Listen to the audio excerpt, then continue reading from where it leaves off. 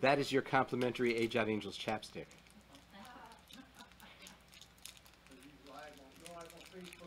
I'm on now? Okay.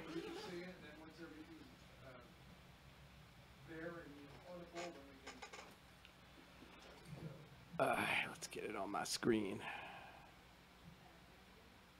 That's the way we've been doing it lately. We make sure it's on Facebook Live and make sure the audio is good and make sure everybody can hear it.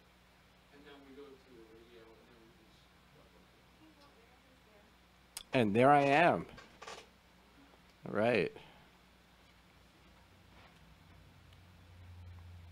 So this USB one has to be pushed on as well as yes, this one.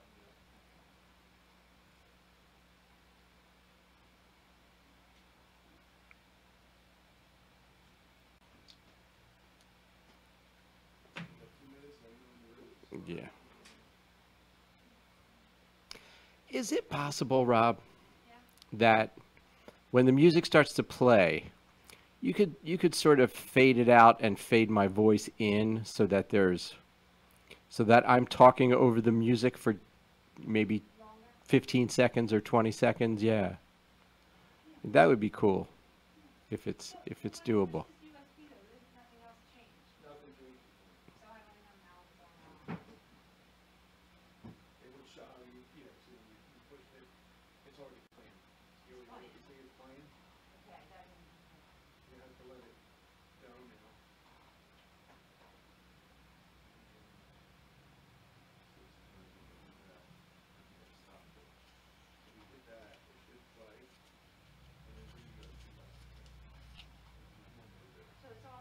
It's off. All I have to do is just hit play or that.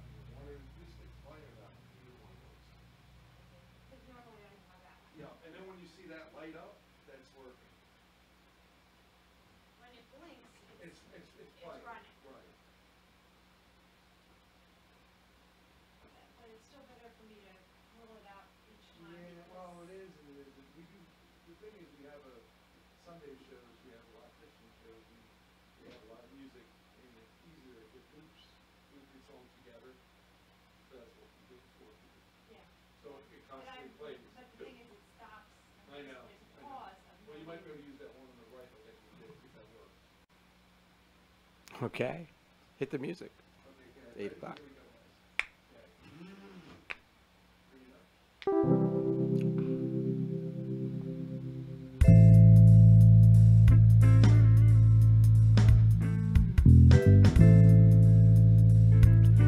Welcome, welcome, welcome. It's 8 o'clock on Thursday night, and that can only mean one thing. It's time for the 43rd installment of the Age Out Angels Radio Hour. My name is Greg Rapport. I am the founder and executive director of Age Out Angels. We're a 501c3 nonprofit corporation that provides one-to-one mentors to youth for the purpose of coordinating the care and services that they need to survive and avoid some of the horrible pitfalls that they may face. This program is brought to you every week at this same time, courtesy of Doc G, William Saunders, Ruben Rodriguez, and all the fine people here at Hamilton Radio who allow us to use this airtime. Doc G is on the big board tonight, along with Robin producing. So good to see you both here. And so good to see all of you tuning in from home. We thank you. We have big stories tonight and a fabulous guest on the radio hour, so don't go away. Hey, June is Gay Pride Month, and we'll talk a little bit more about how that relates to foster care at the very end of this broadcast. But first, do you remember last week I told you there are only 5 states remaining who haven't already extended foster care benefits beyond the age of 18? Well, that number may soon be down to 4. In Louisiana, Governor John Bel Edwards signed Senate Bill 129 into law, extending benefits beyond age 18 or until the youth graduate high school. This is an important step because so many foster youth don't graduate high school by the time they turn 18, and if they're forced out of the system, it's likely that they won't. Statistics show that their chances for positive outcomes improve if they graduate high school. So that leaves Delaware, New Mexico, Oklahoma, and Rhode Island as the only states remaining who essentially abandon foster youth at the age of 18. And speaking of good news, have you ever given a listen to the Monday lineup of shows here at hamiltonradio.net? We kick off the evening at 7 o'clock with The Argument. That sounds like a good way to start your night, doesn't it? The Argument at 7. Then at 8, it's time for Inspiration with Troy Alexander. And at 9, we lighten up a little bit with Freestyle Freaks. That's all right here, Monday evenings on Hamilton Radio. So make sure you go to www.hamiltonradio.net and sign up. And then what will happen is you'll receive text alerts when shows are being broadcast, and you'll get a link right there that makes access one simple click away. My guest in the studio tonight is Fran Gervasi. Fran will be our second guest, actually, from the Foster and Adoptive Family Services. And as Director of Education and Training, she's going to talk about the amazing breadth of training programs that are available to foster parents via their website. And it's really amazingly extensive. I tell you, a lot of these trainings would be appropriate for any parent with a biological family. They're that good and that universally applicable. And the point here is that there are so many organizations like Foster and Adoptive Family Services that would benefit from having their name and position in the industry known and understood by a wider audience. Age Out Angels is included in that, and I'm lucky to have this platform and happy to help other organizations promote worthy endeavors, because you never know. Someone might be listening tonight who hears about Foster and Adoptive Family Services and says, I want to join, I want to help them, I want to volunteer, or I need help. Can I go to them and get help? Or maybe I want to start something like what they're doing in my area. So it's all good. The only thing that comes of this is good, and I'm happy to share the mic with good people doing good things. Interesting story by Lindsay Berlinger on a website called, are you ready for this? It's called Wide Open Eats. Have you ever heard of that one? The title reads, More Kids Go Hungry in the Summer Than Any Time of the Year. According to Time magazine, 13 million school-aged kids in America are living in homes without the adequate resources to provide healthy food. While during the school year, parents can apply for free or reduced price school meal programs to feed their kids, the circumstances are completely different in the summer. According to another organization called No Kid Hungry, only 12% of the kids that qualify for free school meals are receiving free summer meals. So let's do the math. 88% of kids who qualifying kids in the United States are not getting the nutritious food they need for 2 to 3 months of the year. Interesting, according to Derek Lambert, he's senior manager of No Kid Hungry Center for Best Practices. On average, low-income families spend $316 more on groceries each month during the summer. He says this often means making difficult decisions between buying food and paying for utilities or medical care. Offering meals to children 18 and younger, summer lunches are served at places families already know, like their church, library, school, even camp.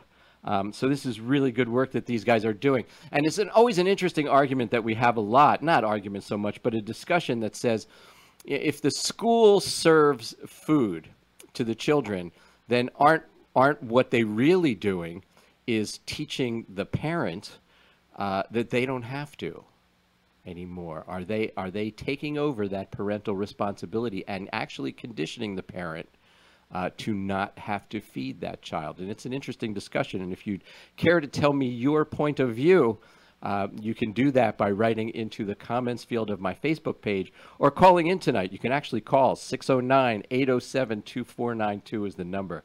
I'd love to hear your thoughts on that. Let me remind you that we're here every Thursday from 8 to 9 p.m. with the Age Out Angels Radio Hour. We have a great lineup of guests coming up. Next week on June 28th, Lorraine Wilkerson from the Child Placement Advisory Council. On July 5th, we're taking a week off, back July 12th. With those wonderful youth we had on the show a few weeks ago, only this time they're returning with a dark message, although one of hope, of suicide prevention. And that's leading up to an event that they're holding in Trenton called Embrace You on July 21st.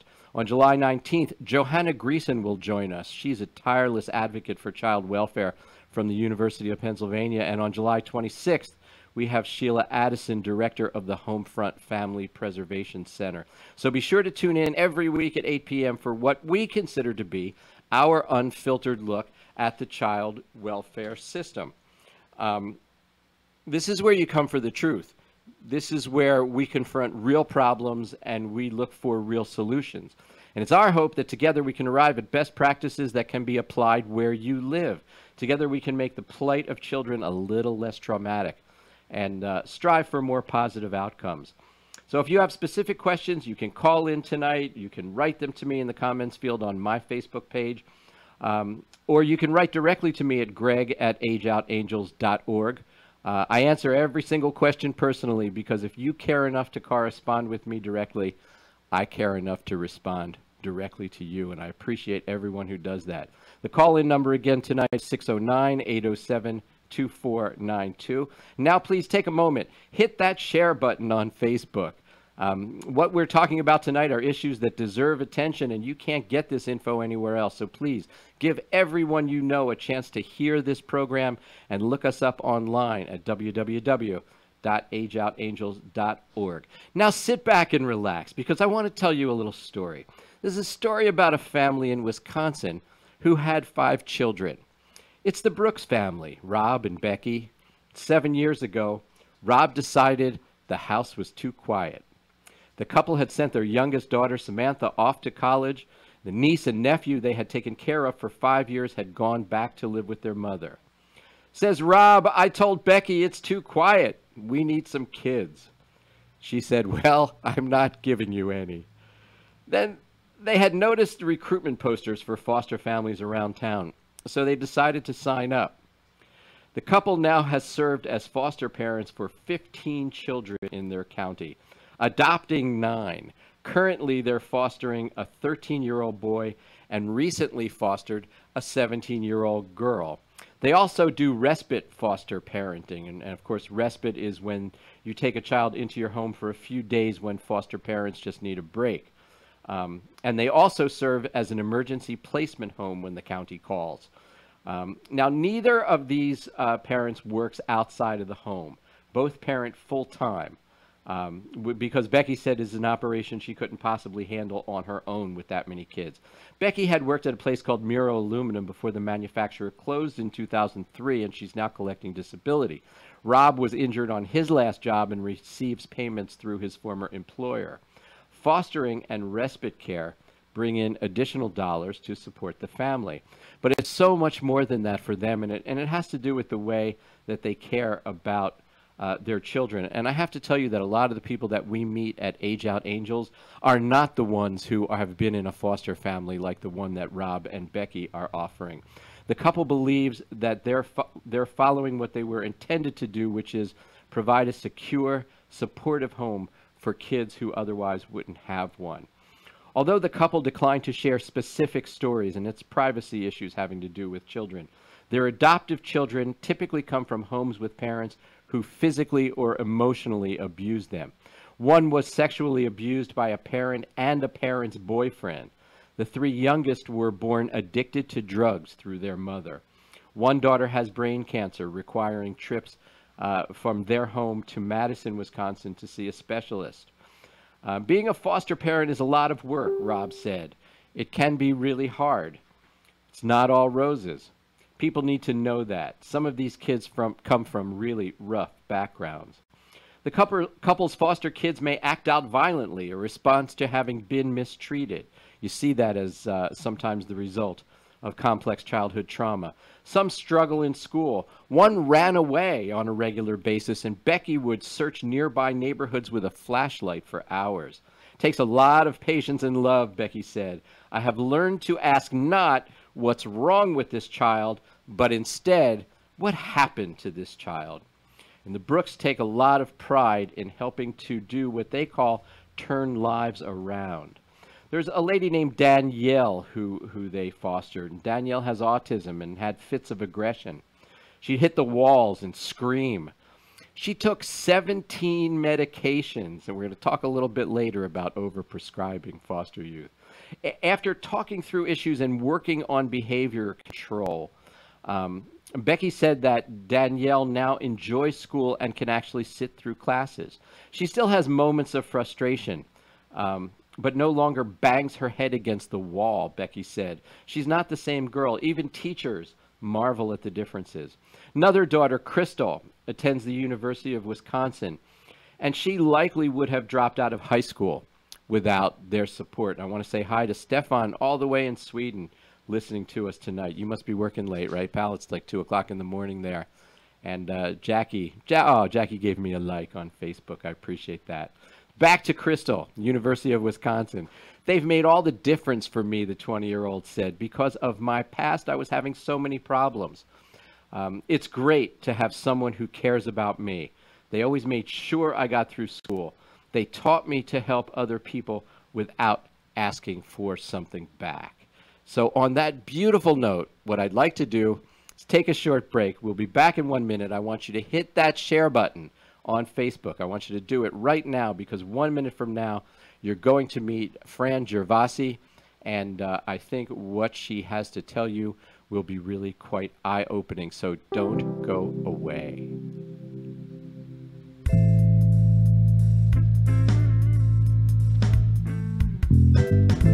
I talked fast and finished it a minute or so early.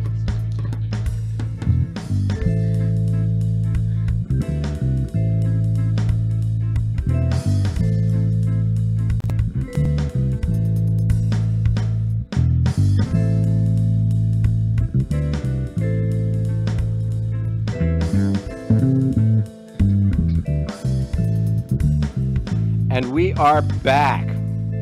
Sitting next to me is Fran Gervasi. Fran is the Director of Education and Training at Foster and Adoptive Family Services. Welcome to the Age Out Angels Radio Hour, Fran. Thank you for having me. I just love your organization, and I love the way that different departments in your organization work together. That's a corporate culture that just blows me away. So it's great. It's just great to have another representative here, and you all have your own domains. Well, we all have our own departments that we work in, and but we can't live in a bubble or work in a bubble. Right. So we rely on each other for support, but also for ideas. In my area for training, I get a lot of ideas from the different directors who are there, who, in speaking with the parents, they will turn around and say, listen, we're noticing some of our parents are having problems with communication issues. They're having those kind. So we'll turn around, and we've written a course on communication. Right. So you find out the need. We find the need out, and we yeah. try to get that information back out to the parents. Absolutely. You know, I have to ask you, and I want to talk about you actually for a minute. But before I do that, there's just a question that's been burning in my head. When a person or a couple decides that they want to embark in foster care, the state puts them through, I think it's 9 sessions. Okay. What happens is, once a person has made a commitment and filled out the application, the state then sends the parents, they have to go through a litany of exercises. Really? Their homes have to be inspected. They have to go through federal and state background checks. And then in addition to that, they take on, it's called PRIDE training. And the PRIDE training for a traditional foster home is 27 hours. There is a different type of training for those parents who are doing kinship care. And kinship care does not necessarily mean it's a relative that the folks are taking in.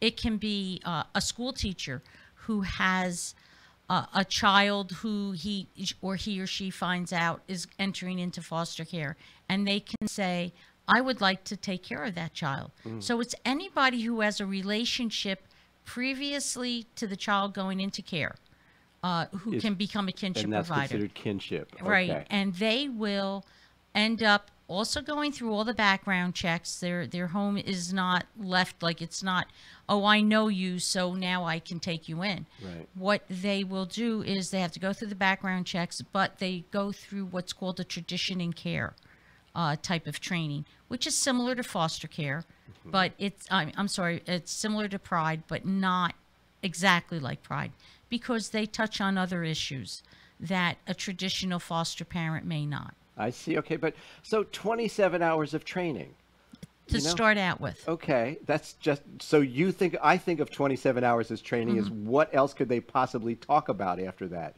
You think of 27 hours apparently as a good start. It is. It's just the tip of the iceberg, because what pride training touches on are the basic regulations, the rules, what they can do, what they can't do, but it doesn't touch on the individual needs of the children. They see. will talk Okay. about what kind of trauma the children go through, but again, it's just 27 hours is not a lot of time. I guess not. And it just touches on each one of some of the issues, not all of them, that the kids go through. Okay, and I'm assuming now in a more general. Very general. It's very general it's kind of sense. it's just it's a brushing over almost of it's an introduction.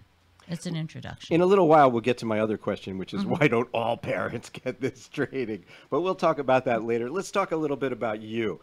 You have a sort of experience for this kind of job where you run a whole training department and catalog of modules. You go back to the mid-'70s. Yes, this. I entered college back in 1970, went in for special education. That's where I got my first teaching certificate. Taught special ed on a part-time basis because I became a mother, and my husband and I decided that one of us should be home with the children full-time. So eventually I ended up teaching part-time, and I started out in special ed, but then I ended up getting a teaching certificate in elementary and also in preschool handicap. Okay. And so your involvement with teaching started back then, and you and I had this discussion in the pre-interview. I was also a teacher, in the mid-'70s, and it seemed like every week, not every week, but certainly every year, there was a new title for a program that would be best practices. Right. It was new methods all the Yeah. time, new ways of working with children, what would be best, what didn't work, what does work, and it would flip-flop a lot. Unbelievable. It really would. Do you remember there was one that came along, and it might have been just before our time, because I know I never had to teach this, but I knew about it. There was a program, and it was called ITA. It stood for the Initial Teaching Alphabet, and it was a phonetic approach. There were 44 symbols. To the English language. And the whole plan was that we're going to have children reading in a 3rd and 4th grade level when they're 7 years old. And if the children were brilliant, it actually worked. Sure. But for average and struggling children, they walked out of the classroom talking to themselves. Scratching their heads. Yeah, it was so sad. I don't remember that because in special ed, it was always very much the very basic Yeah. for a lot of the children. It was repetition. It was the going over the same lesson, maybe the same lesson for a week. Infinitely. And you had to constantly come up with a new way of introducing the same subject. And Sesame Street was a great find for me when it first started out back when I was in college. I used to take a lot of the ideas that they did in Sesame Street, which was that initial repetitive, like they would go beep, beep, beep, beep, beep, beep, beep, in so many different ways that the kids eventually learned B. Right. And it was, and I used that a lot with the puppets and just different types of techniques. I used to make games and that type of thing to try to keep their interest because of the attention span problems. Right. So back then, you were applying that level of creativity that really wasn't in education before that. I mean, it was pretty rote. Special education really brought a lot of diversity to the education. Yeah. And eventually, schools began to pick up on that. A lot of the regular classroom teachers would start seeing. And that's where we started getting stations in the classrooms and having kids go to different activities and even shortening up a lesson. Instead of a lesson being 45 minutes long or 40 minutes long, a lot of schools started breaking it down and saying do 20-minute lessons, but then do the subject again later on in the day. Right. They were diversifying. So is there like a difference or a hair that you split that is a difference between what teaching is and what training is? Absolutely. Oh. I learned, I did time with the Air Force National Guard, and in doing that, I started working, I obviously was working with adults, and I learned there that what you had to do was give them information that was relevant, what they could find useful when they walked out of the room. So here you're doing it, and training for adults is extremely important in that what you want to give them is what they can apply almost immediately. Yeah, so it's framing the information in a context. Exactly. That, as you said, when they leave the room, something will catch their eye that will relate. Well, and that's what, that. like I said, Yeah. when we, in our agency, when we start exchanging ideas of what the parents need, Yeah. it's because the people who are working closer with the parents end up getting what they have heard they need. And that's how we try to develop our trainings. Right. Now, you had 2 stints at, and I'd give you 1 second because I want to tell everyone that Foster and Adoptive Family Services, we just call it FAFS. Right. Right? Okay, so for the rest of this broadcast, when you hear me say FAFS, it means Foster and Adoptive Family